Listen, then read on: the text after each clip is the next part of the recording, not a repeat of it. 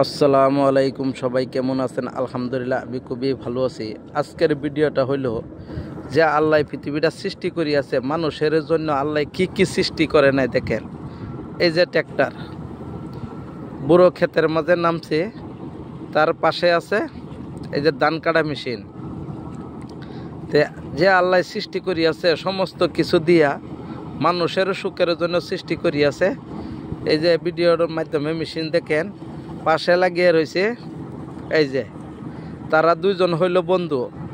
উনি বলছে তুমি আমাকে ছাড়িয়া যাও না, আর উনি বলছে তুমি আমাকে ছাড়িয়া যাও না। উনি কাটিয়া স্টক করে ধান, আর উনি গিরসের বাড়িতে পৌঁছায় দেয়।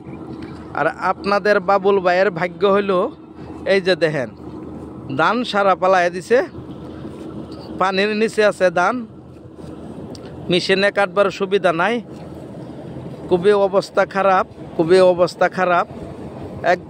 একবারে পানিতে নামিয়া মানুষের ধানগুলি কাটতেছে, এমন অবস্থা হয়েছে। মানুষে লাগাইছে এখনো পানির নিচে থেকে ধানগুলি কাটতেছে।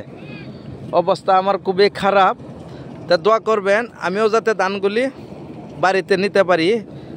পানির মাঝখানে দাঁড়ায় রয়েছে, এই যে দেখেন সব পানি। তো এই যে আমার ক্ষেতগুলি কাটতেছে। তা আপনাদের বাবুল ভাইয়ের জন্য দোয়া করবেন যাতে ধানগুলি বেশি পানির থেকে বাড়িতে নিতে পারি। মেশিনে কাটবার সুবিধা নাই, তারা কাটতেছে ধান, পানির নিচে পড়িয়ে গেছে সব জমিন। এই যে দেখেন সব জমিন পড়িয়ে গেছে পানির নিচে। মেশিনে সিলিন্ডার হয়েছে, মেশিনে নাকি পানিতে পড়া ধান কাটতে পারে না। তো সবাই দোয়া করবেন। পরিস্থিতি হইল এমন, আর আজকেও আকাশের দৃশ্য হইল এমন, বৃষ্টি আইব আইব এমন অবস্থায় আছে। একবারে দেখেন আকাশের দৃশ্য, একদম বৃষ্টি আইব আইব অবস্থায় আছে।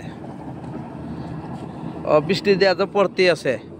তো দর্শক ভাইরা, আমার ফ্যান ফলোয়ার ভাইরা ও ইউটিউবের আমার আদরের বন্ধুরা, সবাই আমার জন্য দোয়া করবেন। আমি খুব মুসিবতে আছি, আমার ধানগুলি সব পানির নিচে।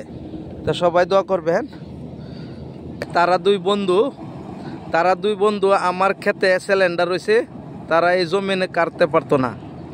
ডবল পয়সা দিয়া ধানগুলি আমি কাটতাছি। তো ইনশাল্লাহ সবাই দোয়া করবেন। এই বন্ধুর জন্য দোয়া করবেন, এই বন্ধুর জন্য দোয়া করবেন। আচ্ছা, আমার ধানগুলি না কাটলেও আমি খুশি। পানিতে পড়িয়া গেছে বলে তারা হার মানছে, তারা দুই বন্ধুই হার মানছে।